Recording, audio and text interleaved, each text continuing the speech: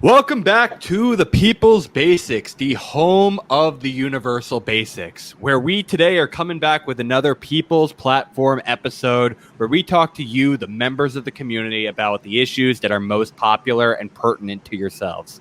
So with us today on the program, we're going to be talking to JC Greyecraft about the top issues that he is concerned about. But before we get into today's episode, we want to remind you all to make sure that you're subscribed and you check our description section out so that you can join our community. With that being said, let's welcome JC Greyecraft to the program. JC, welcome to the People's Platform. I saw it, dude. How's the Universal Peoples going and yada yada yada? I hope they're doing well out there. I'm doing well. And so it's a pleasure to be able to have you on the program today. But before we talk through the politics and the issues that are most important, we'd love to get to know you a little bit better as a member of the community. Can you tell the people out there where you're from, what you do, and how you politically identify? Oh boy. So let's see. I'm again, my name is JC Greyecraft. I'm from actually it's not my real name, but you don't need to know that. I'm from Dayton, Ohio, United States. I identify as socialist, but then again, a lot of people probably disagree with that. I don't really care. I don't know. I kind of I don't know. I kind of identify as my own thing. At least I try to be. I'm also a big advocate for 12-step recovery. I'm in a sobriety fellowship. I've been sober for about 4.5 going on 5 years now, so I like to advocate for that, and I don't know, kind of intertwine the principles I've learned in recovery and apply those to not just my politics but my spirituality and my social interactions, yada yada yada, et cetera, et cetera. But yeah, that's pretty much it. I have high ambitions and I'm very poor. So but other than that, I just try to be authentic, man. That's pretty much it. Yeah, you know, I think for a lot of people, some of these kind of traditional labels kind of try to fit us into these boxes that we don't always 100% align with.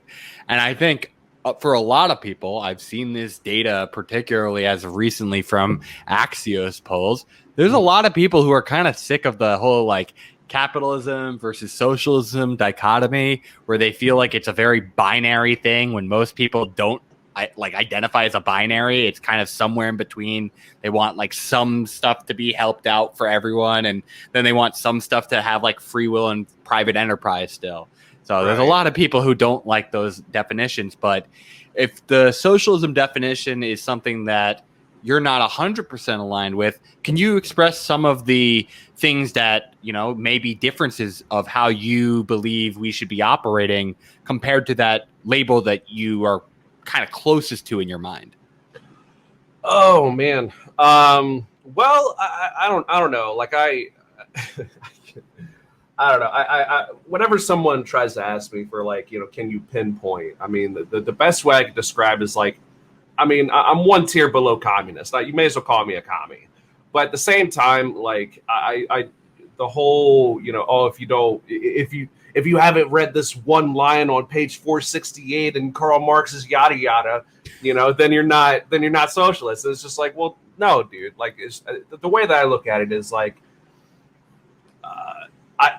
I want everyone to be rich. That's pretty much what it comes down to, because I think material conditions kind of dictate where our lives go. So, like, if everyone has potential, which is really what money isn't just money. It's potential. It's power, if you will. If everyone has power and an equitable amount of power in, you know, regards to their productivity and so on and so forth, you know, then everyone has, I guess, a fucking chance, man. Like that's pretty much what it boils down to. And a lot of people don't have that chance. It's just we got it. The point of at the end of the day, we got to do something.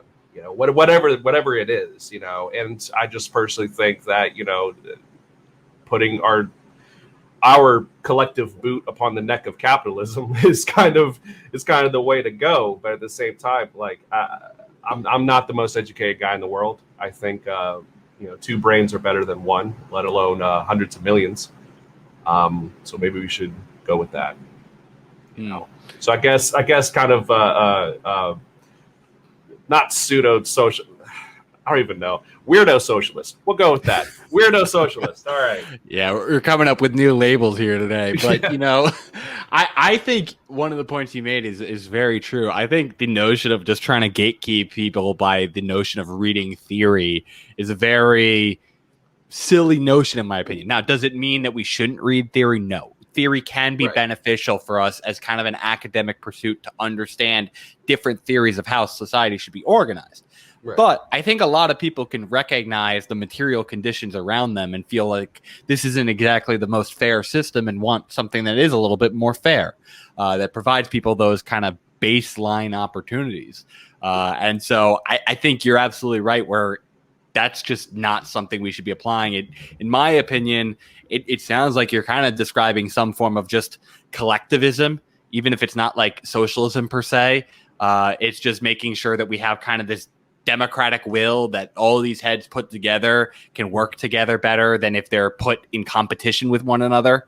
I think that does make some sense to me. And so I'd ask you kind of tangibly, what do you think those kind of baseline opportunities that people should have somewhat guaranteed, or like what is that power threshold that people should be trying to reach? Like what is the, I guess, the goal that you think we should be trying to aim towards before we talk about like some of the problems that are kind of preventing that?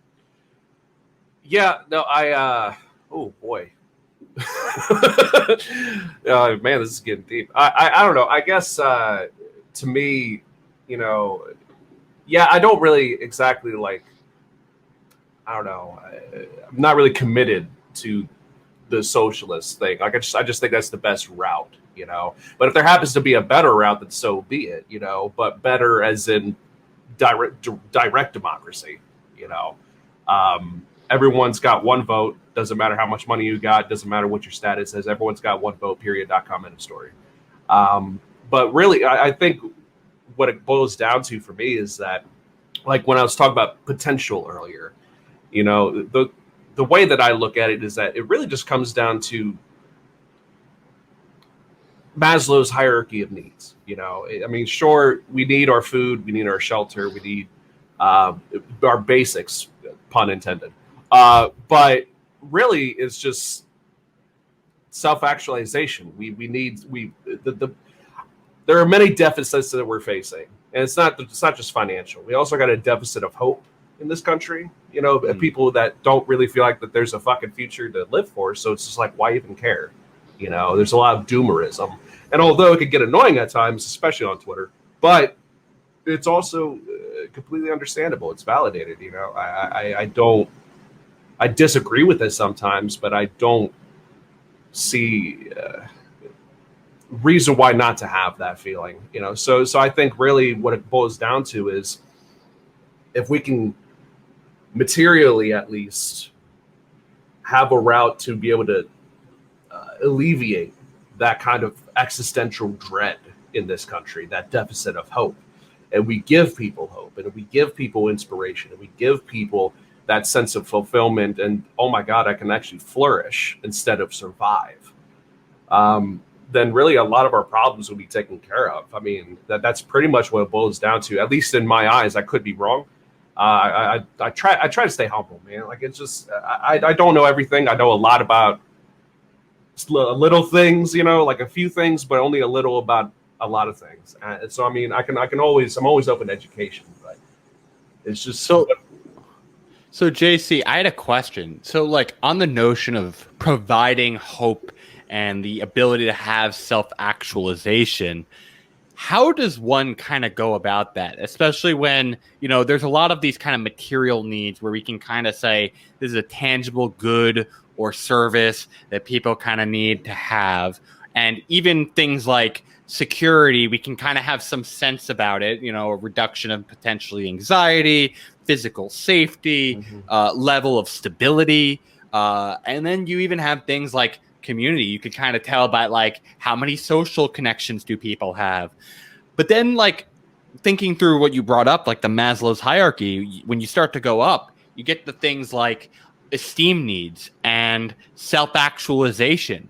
And I wonder how a society brings that, because it does seem like those are very much individual things that you kind of have to come to as a person compared to society providing it to you. In my opinion, it's kind of society's role is that you need to kind of provide those first like 2 to 3 levels of the pyramid so that people can kind of start to take the steps themselves to start focusing on the top 2 layers of it. Right. But do you think there's something different that could kind of just kind of inspire hope that goes beyond providing basic material conditions? I mean, oh man, I guess. So I'll just say this. So, you know, I was on my Facebook the other day and this post came up and somebody screenshotted a tweet where it says, you know, you lessen crime by eliminating poverty. You lessen crime with universal health care, public housing, strong unions, high wages, universal child care, and free college. You lessen violence by creating happy, healthy communities that aren't fighting over material resources.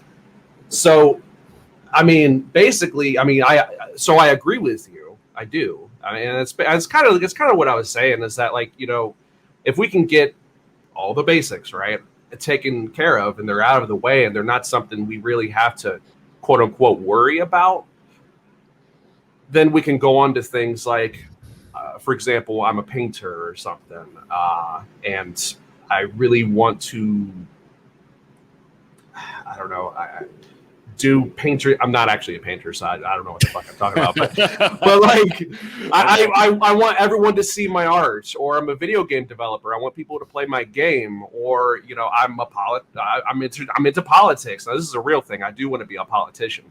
You know, I want to focus, you know, all of my time, all of my effort, all of my energy into this instead of, can I pay the bills? Can I afford groceries? Oh my God, the car payment's coming up. Oh no, I just got a ticket. You know, it's just one thing after another that ends up always pushing people back from their top of the pyramid, from their self-actualization, from really their true selves, you know. And I guess I think a lot of it does come down to material conditions, but at the same time, I am kind of a believer in the spiritual. I think that there's also an aspect to all of this. I mean, no matter how much we talk about it, that it does kind of come down to not you in the sense of lift yourself up by your bootstraps kind of you, but you as in, you know, looking within and seeing, you know, really investigating who, what, and why you are, and really trying to expand your existence as it exists now upon that, you know, and really try to get to know the real you. I mean, basically what I'm saying is that I think a lot of us have forgotten our inner child. And, you know, you could call that spirit, you can call that soul, you can call that God consciousness, whatever fits your, whatever fancies you. But I think what it ultimately comes down to is that ultimate self that, like, a lot of us aren't able to tap into and find that authentic fulfillment because we're worrying about this, that, or the other that I just listed already, you know, and it's just, it gets in the fucking way of everything. And it ends up preventing us from really reaching our true potential and possibly changing the world for the better, you know, which I think is somewhat by design. Yeah, you know, to me, it comes down to a lot of the times we have this kind of condition, in my opinion, because we simply have people who want to put people in jobs that people don't want to do, and they don't want to pay some wage that's going to overcome that factor. And so they instead rely on people's desperation to kind of pressure them into taking these roles compared to them, basically into instead of going for what they'd like because they have actual power and choice, which you were talking about before. And so I'd like to ask you, what is really, in your opinion, preventing us from reaching these basic needs? What do you see as kind of those problem cases systemically that is causing so much of this doomerism, as you put it? Oh boy. Okay. So there's a little bit of this question that kind of brings out a little bit of a conspiracy theorist in me. It's a lot better these days than when I was an Alex Jones fan like 10 years ago. But I don't know. I think that there are, I guess, a a small collective of people that really do benefit from the majority of humankind not being able to, I guess, oh man, it's really hard to put into words. I mean, I guess it really just boils down to oil billionaires and Wall Street CEOs and financiers, your Jeffrey Epsteins of the world and your Donald Trumps of the world. And, you know, I think it really ultimately comes down, my opinion, personally, is that it really just comes down to the right wing just needs to fuck off, man. Like, it really just does. Like, don't get me wrong. Like, I know a few conservatives who are in my circle who are genuinely good people. You know, I have this friend of mine who voted for Donald Trump and in 2016 and 2020. And then when January 6th happened, he was like, oh, fuck, I think I just made a mistake. So that's a really low bar, but at least he came to some sense, you know, at some point. Yeah. So, but then there's other people that just people's egos are so massaged constantly. And I just think it really just boils down to the fact that there are people in this world that benefit from people's egos being the size of fucking Jupiter and thinking that they know it all, you know. I think for me, this might not be for everyone, but for me, you know, my primary philosophy when it comes down to politics, spirituality, my role among the world and the universe, really, it just comes down to I adhere to truth, nothing less. I have to cast myself aside and think to myself, okay, what biases am I holding that's holding me back from what is? What do I want to be that's holding me back from what is? And if maybe we taught future generations to operate on this kind of a premises, we'd be able to not end up really like the people that are holding the rest of us down, you know, but like are still poor. You know what I mean? I don't know if that makes sense. But no, I get if I didn't answer your question all the way, feel free. No. I think you did clarify that. And to your point, I do agree with you in the notion that most people who are on the right wing, I would not consider political allies and honestly hold us back. But that is not to say that they are not potentially good people. People can have morals that are not, you know, the political philosophies that they uphold and want to see in action for a general society. And so I agree with you that, you know, we don't have to say every single person who is on the right wing is evil, but you can also say maybe they're not our political ally.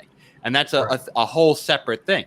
My philosophy is that we should be trying to unite both the center and the left because we're being dragged so far to the right that our basic needs are not being handled. And I think at least the left and the center kind of, to some degree, understand this notion of having basics compared to saying everyone just needs to go get a job and pull themselves up by the bootstraps. So I do agree with you there in that regard. And I do think, to your point on truth, like a lot of this, as well as the point on ego, a lot of this, I think, is somewhat a distortion of how we obtain information as we've kind of increasingly become reliant on social media and kind of echo chambers as the means of getting our information compared to whether it be kind of more professional people in the news. And that doesn't mean that they always get it right or are always being honest, but the degree is higher on average than a lot of the people you'll find online on average. And as well, it's inflating people's sense of ego and desire to just do what's necessary to get engagement, which often is kind of divisive and negative stuff. But I wanted to ask you, since you say that truth is like this big driving goal for yourself, how we can kind of come closer to knowing what truth is. Because I get what you're saying in trying to remove biases that may be holding us back. But it's like you have to know what you're aiming at and what is truth to know if a bias is holding you back, kind of. And so I ask you, how do you go about trying to kind of ascertain what is truth? Well, first of all, it comes down to humility. I mean, first and foremost, humility is the same thing to me as far as this pursuit is concerned as there's no solving a problem unless you recognize that there is one. You know.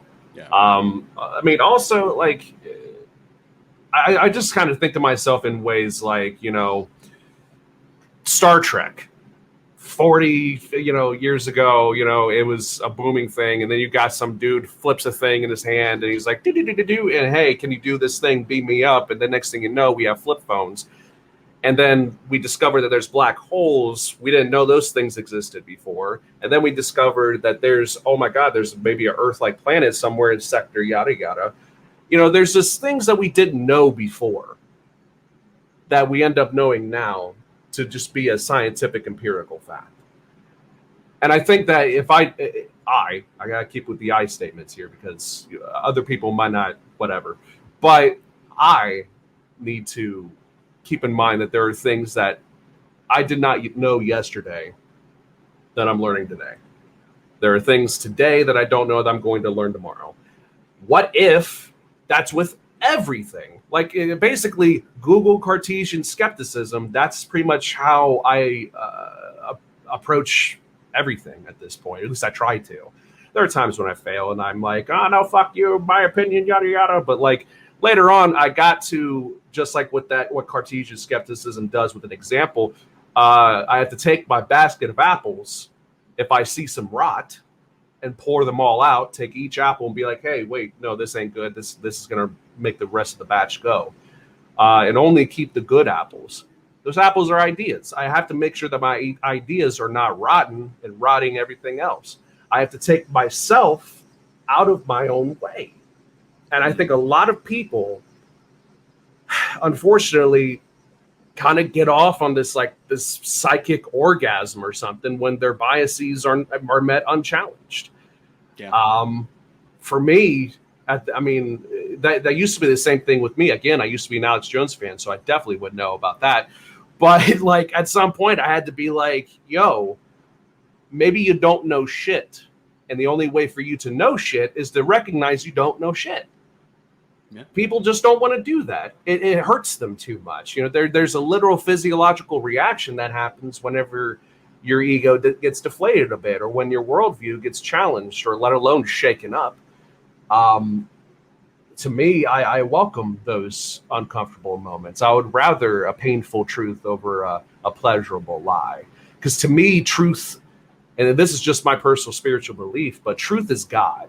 That's the best and most accurate way I can come to when it comes down to a description of that ultimate whatever the fuck, And I think that if I'm not being honest with myself and with others to the best of my ability in everything that I do and in everything that I think and say, then I'm not being very religious. You know what I mean? If I really want to get, I guess, that place of peace, I have to recognize in myself that there are things in my own mind that are going to be in my own way, and especially in the ways of others if I leave them unchecked. Yeah, I think there's some things in there that I find very interesting, because if you take it to like a black and white absolutism, I think it can cause its own problems, where if you have this almost consistent belief that everything we know is not definitively possibly truth, and we say that everything we know can be a lie, I feel like that can cause a lot of anxiety and uncertainty and kind of at a loss of direction of what is stuff we can kind of build upon. You kind of need to even accept things as truth, even if they are maybe not truth yet, to kind of build and then test something that kind of then eventually leads to a discovery that shows you maybe that wasn't truth.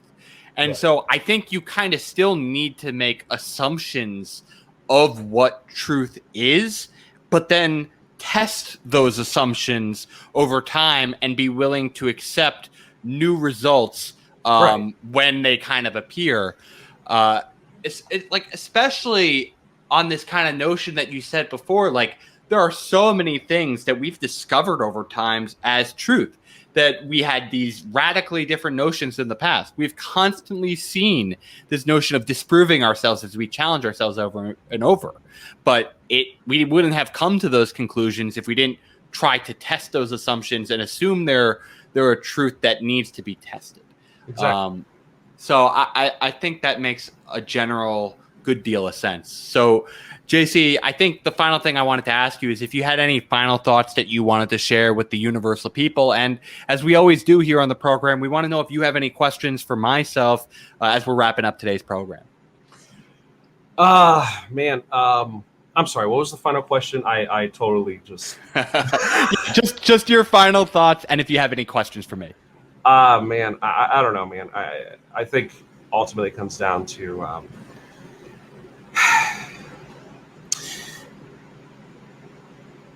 to me, truth supersedes all things. But in truth, there's love. You know, I think that's really what it is. If I have a willingness to not be upfront with you, whatever it may be, I don't have love in my heart for you. And that's just not kind of a standard I'm willing to break, you know. And I think, I don't know. That's pretty much it. I think that truth is love, and if you don't have that, you're not really being a good person, I guess, for lack of a better term. You know, if you're willing to live a lie, I have no desire to see what you're willing to live in my life. You know what I mean? It's just not worth it to me, man. It's going to end up being toxic. I've met too many different people, man, that have just not been themselves and not been honest with themselves. That always ended up becoming toxic in future social interactions or friendships. And I just think that this is a kind of thing that we all can recognize, you know, in like our small circles in our personal lives. But for some reason, when we get to the polls, we don't, you know, and maybe we should. You know, when someone's a fucking dick and they're running for president, maybe don't vote for them because you wouldn't want them to be your friend. You know what I mean? And if you do, then maybe that's something you should look in the mirror about yourself. You know, I guess, you know, one thing that I would like to say is that if anyone's interested in the actual process I take as far as this is concerned, you know, like I go with, you know, the 12 steps of recovery. And if you read those 12 steps, you know, that's usually applied to like drugs or alcohol or what have you. There's like 400 different 12-step programs out there. The only difference is the first half is step one. But basically, if I take those principles that are behind those and I apply them to my politics and my religious beliefs and how I view myself, that's probably the closest to authenticity that I'm going to be able to get. So maybe that's something to consider. I don't know. And I guess my question for you is,